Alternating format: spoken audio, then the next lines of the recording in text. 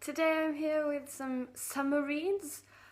Ones I have already read this summer and ones I plan to read. Summer reads for me can be basically anything I want to read. Sometimes I start a big fat book and finish it in the summer, but sometimes I also like to have the light summery reads. Since I've been getting more into poetry recently, I've already read a poetry collection. This one, Delta by Marte Huke. This past weekend I was traveling and I needed some distraction, so I borrowed this one at the library.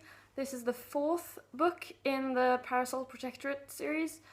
It's wonderful escapism. When I read it, I'm completely immersed. It's hilarious and kind of Jane Austen-esque, but with werewolves and vampires and a very forthright heroine. And, might I say, really, really kick-ass. This book is set in a steampunk Victorian time. I just think it's really cool and a really good escape book. The rest of the books I have checked out from the library right now and I'm thinking about reading this summer.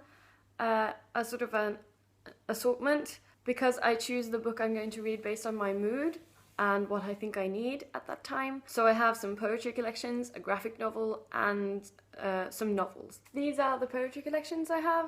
This one is the same as the other one, with sort of paragraph poetry. I don't know if I really like it yet, but we'll see. The next one is this one, Karin Fossum's Natten är ett annat land.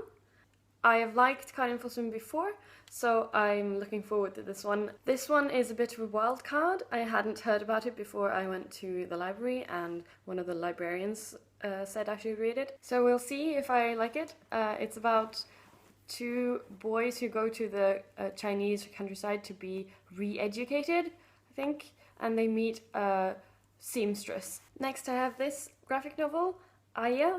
It's a big fat one, the kind that I like. And it's a growing up story. I was really looking for something to read set in Africa, and this one definitely is, so I'm really looking forward to it. Next we have another escape book, a Terry Pratchett one. This is Equal Rights. I can never handle more than 3/4 to a whole book of Terry Pratchett's humour, but I'm looking forward to reading this one. Everyone's saying it's good. I've read Terry Pratchett before and I liked it, so we'll see. Next we have this one, The Improbability of Love by Hannah Rothschild. As you can see here, it was shortlisted for the Bailey's Women's Prize for Fiction. The reason I've bought this recently is because of BookTube and people talking about the Bailey's Women's Prize for Fiction. And I'm really looking forward to reading this. This was the least violent, I think, of the ones on the shortlist. And it really caught my fancy. I like art and I'm looking forward to reading about this particular painting's story and all the people around it. Finally, since it's summer, I must mention my Kindle.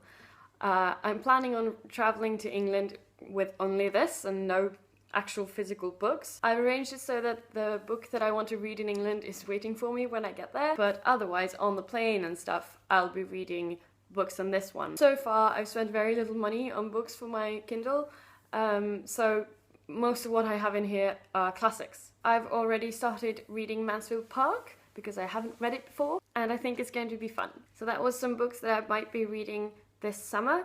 I would like to know your summer reads as well, maybe for inspiration later. I'll see you another time. Ha det!